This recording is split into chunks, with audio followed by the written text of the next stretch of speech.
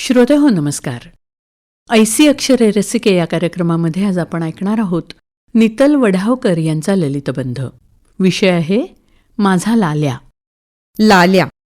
थंडीच्या दिवसात रस्त्याच्या कडेला कुडकुडणारं एकाकी छोटंसं कुत्र्याचं पिल्लू माझ्या भावानी आणि त्याच्या मित्रांनी उचलून सोसायटीत आणलेलं.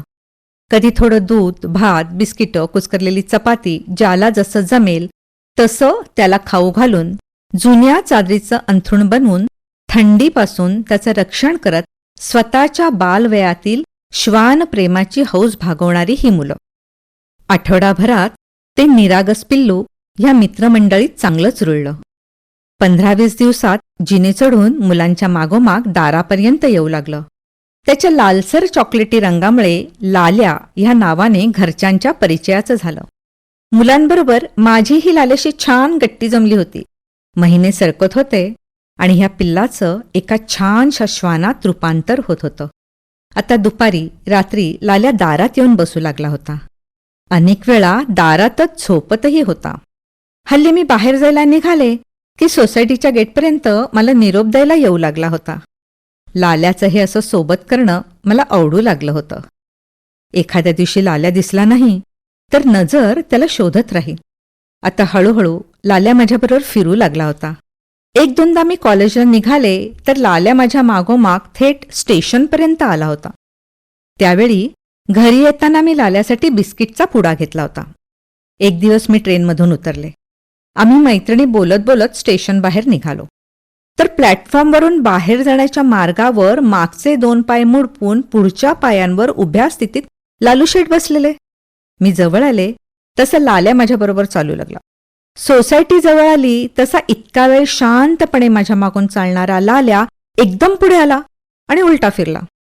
मला काही कळेना. अरे, हा करतोय तरी काय? लाल्या बिस्किटच्या दुकानासमोर माझी वाट अडवून उभा होता आणि मी टप्प्यात येताच त्याने स्वतःचे पुढचे 2 पाय उचलून माझ्या खांद्यांवर ठेवले. लाल्याच्या ह्या अनपेक्षित कृतीने मी क्षणभर घाबरले.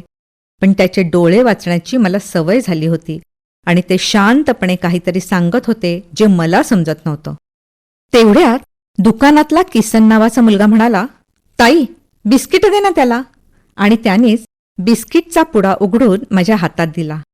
तेव्हा लालूशेठ 4 पायांवर जमिनीवर उभे राहिले आणि त्यांनी बिस्किटांचा फडशा पाडला. लाल्या आता रोज स्टेशनवर मला घ्यायला येऊ लागला होता. स्टेशनपासून दुकानापर्यंत लाल्या मागे, मी पुढे, अशी आमची वरात किसनच्या दुकानापर्यंत येई. दुकान जवळ आलं की लाल्या माझ्या पुढे आणि बिस्किटं मिळेपर्यंत लाल्याचे पुढचे 2 पाय माझ्या खांद्यांवर.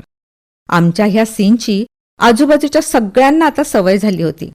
लाल्याच्या ह्या सोबतीने माझा रुबाब मात्र वाढला होता, कारण एक सच्चा बॉडीगार्ड कायम माझ्याबरोबर होता. आता बाहेरून घरी यायला उशीर झाला, काळोख पडला तरी लाल्याच्या निगराणीत मी निर्धास्त असायचे. अशा ह्या माझ्या लाल्याला आता अनंतात विलीन होऊन अनेक वर्ष झाली आहेत. पण आजही त्याच्या आठवणींनी मन भरून येतं. चेहऱ्यावर हास्यरेषा उमटते आणि पापण्या ओलावतात. माझा लाल्या. नीतल वढावकर यांचा ललितबंध आत्ताच आपण ऐकला ऐसी अक्षरे रसिके या कार्यक्रमामध्ये. या कार्यक्रमाला निर्मिती सहाय्य केलं होतं रत्ना मगरे यांनी आणि सादरकर्त्या होत्या ज्योत्स्ना केतकर. आणि याचबरोबर आजचा कार्यक्रम संपला. पुन्हा भेटूया उद्याच्या भागात. नमस्कार.